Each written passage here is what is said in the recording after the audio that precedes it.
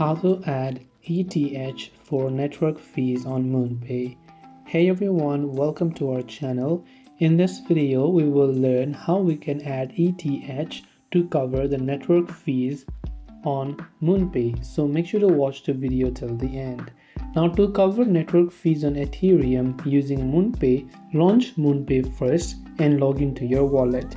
Now by default, Bitcoin is getting selected. So first you make sure you're under the buy tab, and instead of Bitcoin you select this and you simply search for Ethereum right here.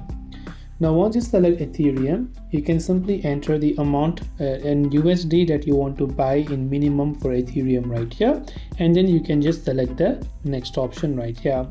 On the next page, you have to simply choose a network. So you can choose a specific layer 2 network asset like Base or Arbitrum if your transaction is on L2, and you can enter a small fiat amount to cover your intended gas requirements, and you can verify your account and select your payment method like credit card or Apple Pay or Google Pay to complete the checkout.